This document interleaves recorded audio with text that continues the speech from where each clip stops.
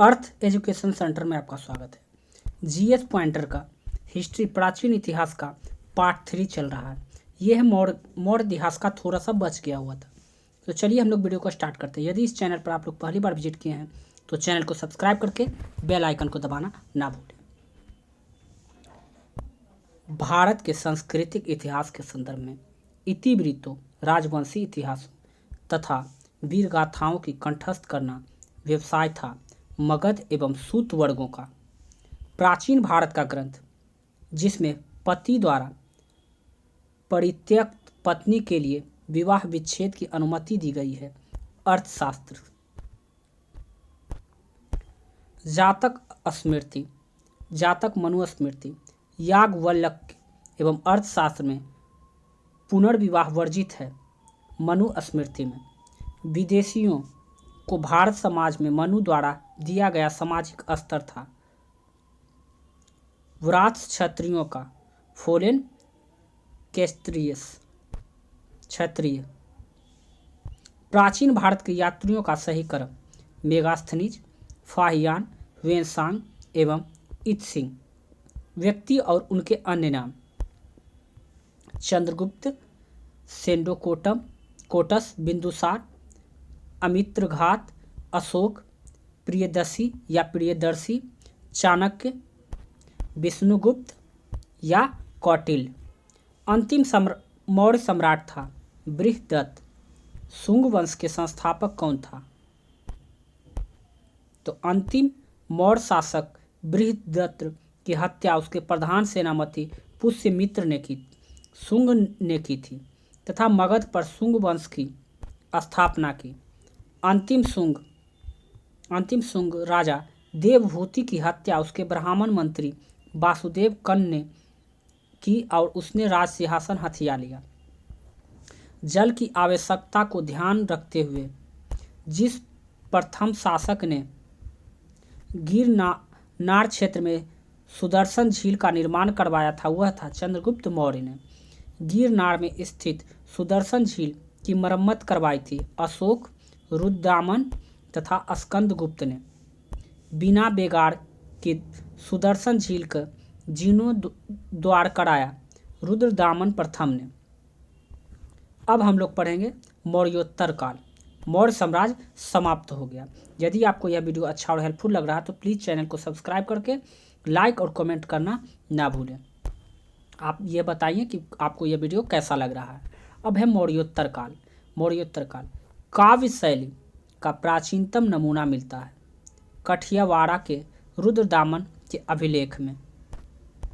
रुद्रदामन प्रथम की विभिन्न उपलब्धियां वर्णित है जूनागढ़ के अभिलेख में। उत्तरी तथा उत्तरी पश्चिमी भारत में सर्वाधिक संख्या में तांबे के सिक्कों को जारी किया था कुषाणों ने। प्राचीन भारत में नियमित रूप से सोने के सिक्के चलाए थे कुषाणों ने। नियमित रूप से कुषाणों ने चलाए थे।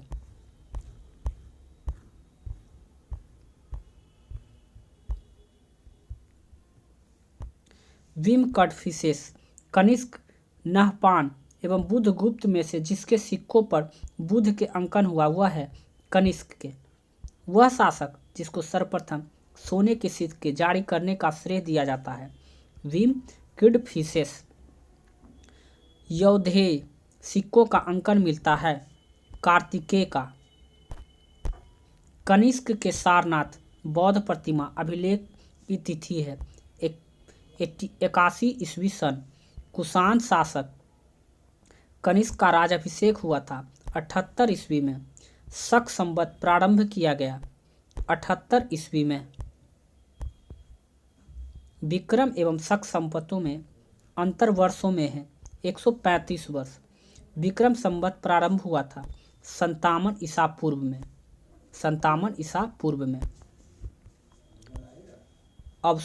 अवघोष, वसुमित्र, चरक, नागार्जुन, पतंजलि में से वह जो कनिष्क के दरबार से संबंध नहीं था पतंजलि के।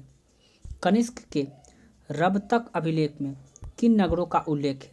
साकेत, कौसंबी, पाटलिपुत्र तथा चंपा। तक्षशिला विश्वविद्यालय की शिक्षा प्राप्त की थी चरक तथा जीवक ने। शुंग वंश के बाद भारत पर राज किया कण्व वंश ने। पुष्यमित्र शुंग, खारवेल, गौतमीपुत्र, सतकर्णी, वासुदेव एवं समुद्रगुप्त ने में से वह शासक जो वर्ण व्यवस्था का रक्षक कहा जाता है। गौतमीपुत्र सतकर्णी मौर्यों के बाद दक्षिण भारत में सबसे प्रभावशाली राजा था। सतवाहन सिमुक संस्थापक था सतवाहन वंश का। चीनी जनरल जिसने कनिष्क को हराया था पांचाऊ। वह वंश जिसके साम्राज्य की सीमा भारतीय उपमहाद्वीप के बाहर तक फैली थी। मौर्य और कुषाण वंश की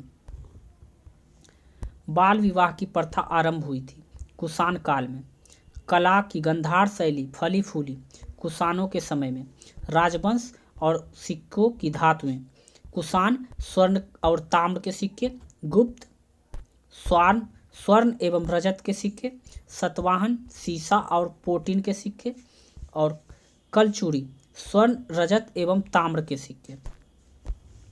अफगानिस्तान का बमियान प्रसिद्ध था बुद्ध प्रतिमा के लिए। जो कला शैली भारतीय और यूनानी ग्रीक आकृति के सम्मिश्रण है उसे कहते हैं गंधार। वह मूर्ति कला जिसमें सदैव हरित स्तरित चट्टान शिफ्ट का प्रयोग माध्यम के रूप में होता था गंधार मूर्ति कला। प्राचीन काल में भारत पर आक्रमणों के संबंध में सही कालानुक्रमण है यूनानी, शक, कुषाण और हून। पहला ईरानी शासक जिसने भारत के कुछ भागों को अपने अधीन किया था डेरियस प्रथम।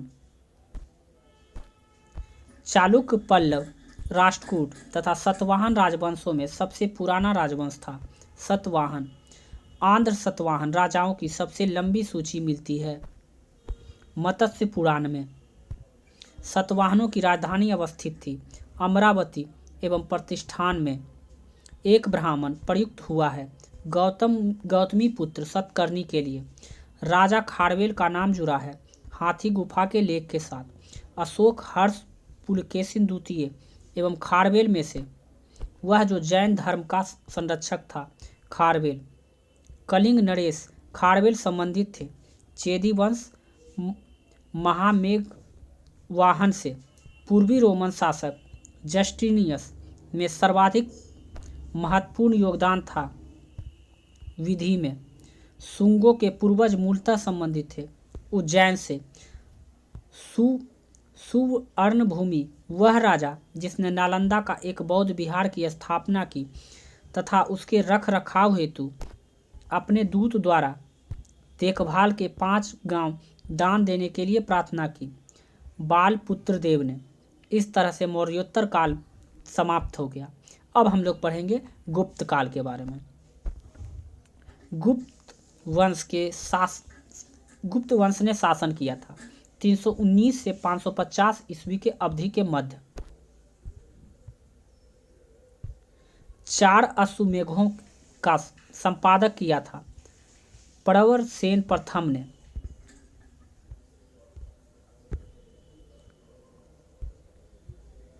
भारत का नेपोलियन कहा जाता है समुद्रगुप्त को। गुप्त राजा देवगुप्त का एक अन्य नाम था चंद्रगुप्त द्वितीय। प्रथम गुप्त शासक जिसने परम भागवत उपाधि धारण की चंद्रगुप्त द्वितीय ने।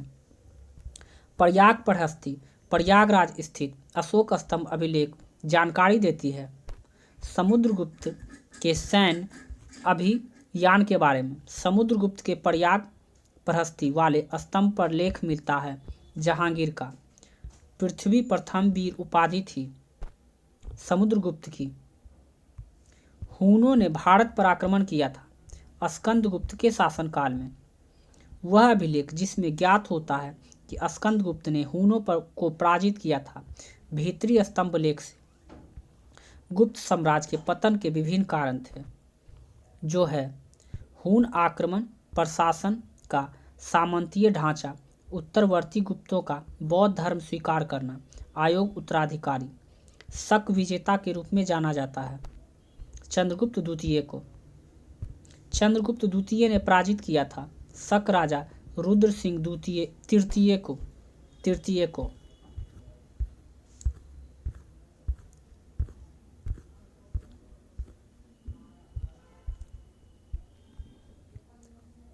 रजत सिक्को जारी करने वाला प्रथम गुप्त शासक था चंद्रगुप्त द्वितीय।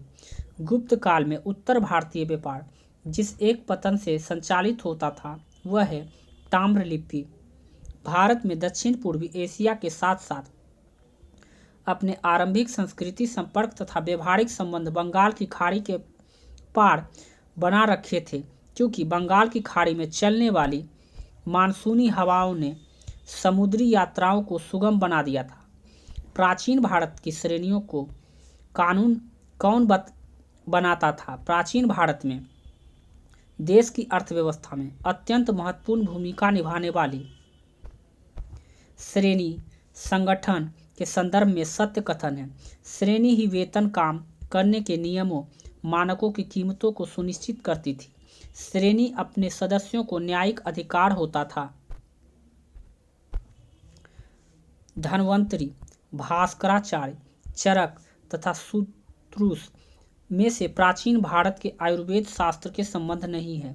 भास्कराचार्य प्राचीन कालीन भारत में महत्वपूर्ण वैज्ञानिक प्रगति के क्षेत्र थे। प्रथम शती ईस्वी विभिन्न प्रकार के विशिष्ट शैल औजारों का उपयोग आम था। 5वीं शती ईस्वी में कोण के ज्या का सिद्धांत ज्ञात था। 7वीं शताब्दी ईस्वी में चक्रीय चतुर्भुज का सिद्धांत ज्ञात था। चंद्रगुप्त के 9 रत्नों में से फलित ज्योतिष का संबंध था छपनक से। कालिदास जिसके शासनकाल में थे वे शासक थे चंद्रगुप्त द्वितीय के। गुप्तकालीन स्वर्ण मुद्रा थी दिनार।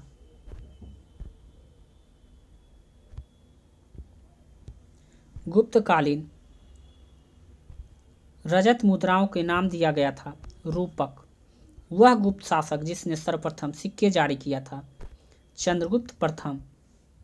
गुप्त काल में निम्नलिखित संस्कृत नाटकों में स्त्री और शूद्र बोलते थे। प्राकृत सती प्रथा का प्रथम अभिलेख साक्ष्य प्राप्त हुआ है एरण्य से। गुप्त संवत की स्थापना की चंद्रगुप्त प्रथम ने। सम्राट और विरुद्ध अशोक प्रियदर्शी, समुद्रगुप्त परक्रमाक, चंद्रगुप्त द्वितीय विक्रमादित्य, स्कंदगुप्त क्रमादित्य। नगरों को क्रमित पतन का महत्वपूर्ण विशेषता थे। गुप्त काल की मंदिरों एवं ब्राह्मणों की सबसे अधिक ग्राम अनुदान में दिया था गुप्त वंश ने। प्राचीन भारत में वह वंश जिसका शासनकाल में स्वर्ण युग कहा जाता है गुप्त वंश। गुप्त युग में भूमि राजस्व की दर थी उपज का 6ठा भाग। हिंदू विधि द्वारा मान्य कर था उपज का 6ठा भाग। गुप्त साम्राज्य द्वारा कर रहित कृषि भूमि प्रदान की जाती थी ब्राह्मणों को। प्राचीन भारत में सिंचाई कर को कहते थे विदक भागम।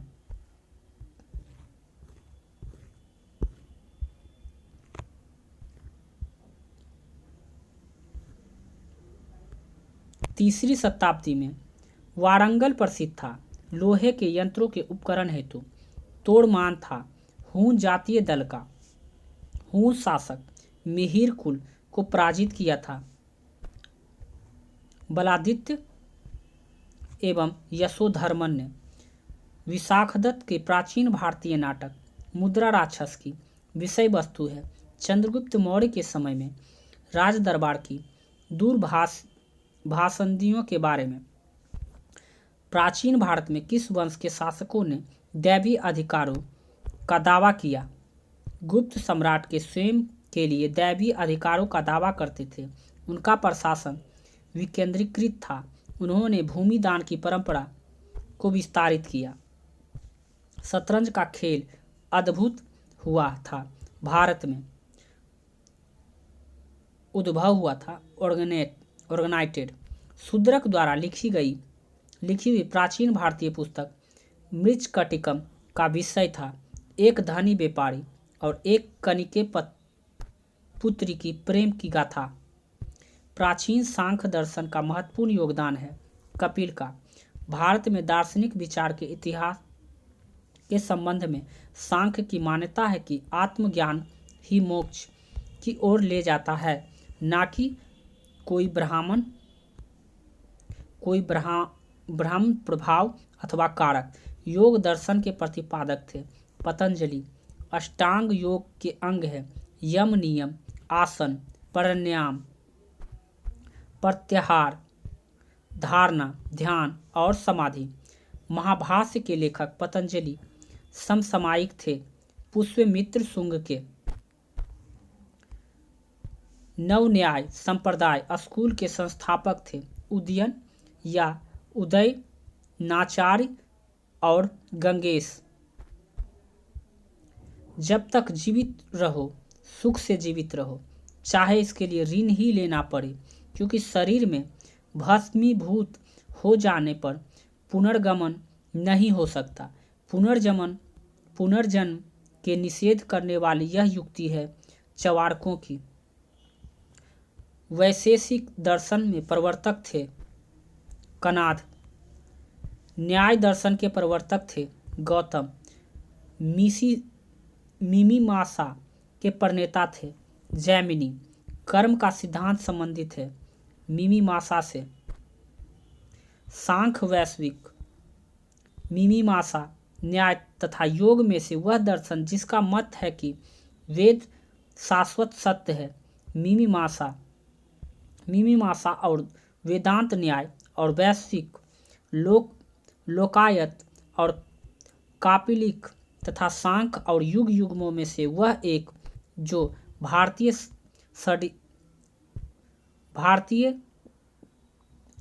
षड्दर्शन का भाग नहीं है। लोकायत और कापालिक। अद्वैत दर्शन के संस्थापक थे शंकराचार्य। ज्ञान, कर्म, भक्ति तथा योग में से अद्वैत वेदांत के अनुसार मुक्ति प्राप्त की जा सकती है ज्ञान के द्वारा। शंकराचार्य, अभिनव गुप्त, रामानुजन तथा माधव में से वेदांत दर्शन के साथ संबंध नहीं है। अभिनव गुप्त का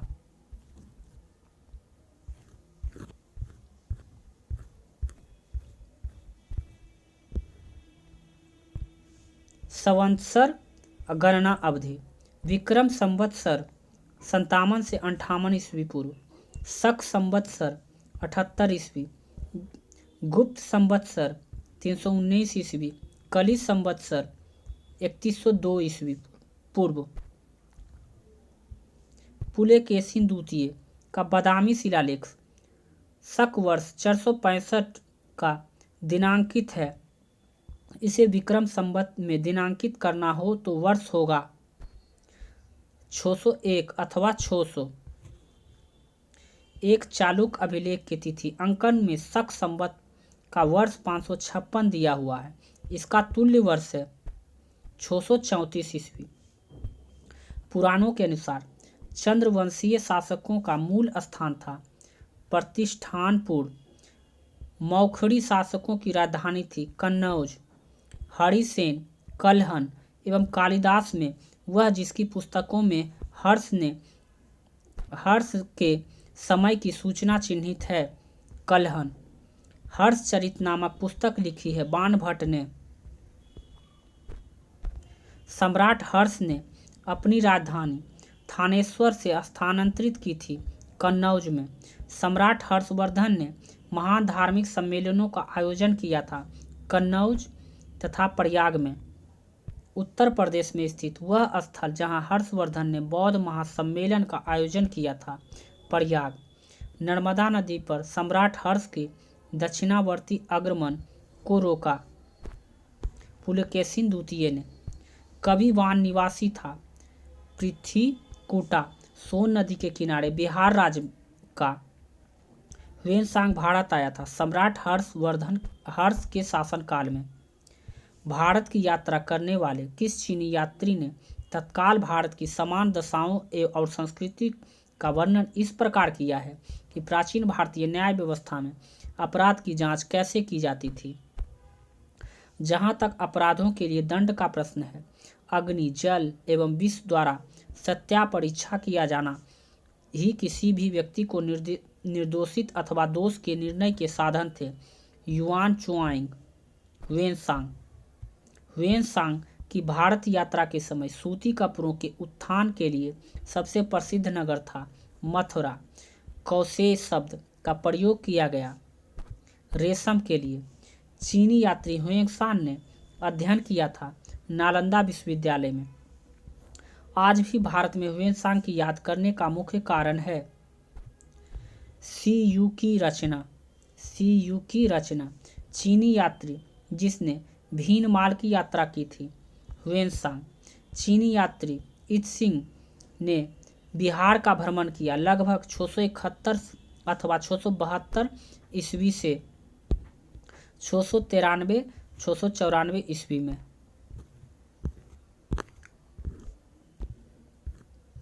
चीनी लेखक भारत का उल्लेख करते हैं यिन तू नाम से नालंदा विश्वविद्यालय का विनाश का कारण था मुस्लिम आक्रमण। भारत में सबसे प्राचीन विहार है नालंदा स्थित है बिहार में। गुप्तोत्तर युग में प्रमुख व्यापारिक केंद्र था कन्नौज। गुप्तकालीन अर्थव्यवस्था की प्रमुख विशेषता क्या थी? सामंतवाद का विकास। गुप्तोत्तर काल का कृषक संरचना की प्रमुख विशेषता थी। इस काल में भूस्वामी मध्यस्थ वर्ग के एवं आश्रित कृषक वर्ग अस्तित्व में आया। भारतीय इतिहास के संदर्भ में सामंती व्यवस्था का अनिवार्य तत्व है भूमि के नियंत्रण तथा स्वामित्व पर आधारित प्रशासनिक संरचना का उदय। सामंत तथा उसके अधिपति के बीच स्वामी दास संबंध का बनना। प्रसिद्ध चीनी यात्री फाहियान समकालीन था। चीनी तीर्थयात्री फाहियान चंद्रगुप्त द्वितीय का समकालीन था। चीनी तीर्थयात्री हुएंसांग ने हर्ष से मिला और उसे बौद्ध धर्म का उपासक बताया। 8वीं शताब्दी के संत शंकराचार्य का महत्व है। भारत में विभिन्न क्षेत्रों में 4 धाम स्थापित किए। उन्होंने वेदांत का प्रसार किया। उन्होंने बौद्ध तथा जैन धर्मों को विस्तार पर रोक लगाई। आदि शंकर जो बाद में शंकराचार्य बने उनका जन्म हुआ था केरल में। आदि शंकराचार्य द्वारा स्थापित 4 मठ स्थित है जोशी मठ, द्वारिकापुरी, श्रृंगेरी में। कवि और शासक रवि कीर्ति पुलकेशिन द्वितीय, भवभूति कन्नौज के यशोवर्मन, हरिसेन समुद्रगुप्त, दंडी नरसिंहवर्मन, अमीर खुसरो अलाउद्दीन खिलजी, कालिदास चंद्रगुप्त प्रथम, हरिसेन समुद्रगुप्त, बाणभट्ट हर्षवर्धन। इस तरह से गुप्त काल भी समाप्त हो गया। तो यदि आपको यह वीडियो अच्छा और हेल्पफुल लगा हो तो चैनल को सब्सक्राइब करके बेल आइकन को दबाना ना भूलें। और इस पर क्रमबद्ध तरीके से जीएस पॉइंटर के सभी सब्जेक्ट को चलाया जाएगा। हिस्ट्री हो या ज्योग्राफी हो या साइंस हो, फिजिक्स, केमिस्ट्री, बायोलॉजी या कृषि से रिलेटेड हो या इकोनॉमिक्स हो, सभी सब्जेक्ट को इस पर क्रमबद्ध तरीके से चलाया जाएगा। तो इसके लिए चैनल को सब्सक्राइब करके बेल आइकन को दबाना ना भूलें ताकि जब भी कोई न्यू वीडियो अपलोड हो इसका नोटिफिकेशन पहुंचे सबसे पहले आपको। अब थोड़ा सा प्राचीन इतिहास में बचा है, प्राचीन भारत में स्थापत्य कला, तो इसको हम लोग नेक्स्ट सीरीज में पढ़ेंगे। आज के लिए बस इतना ही। जय हिंद।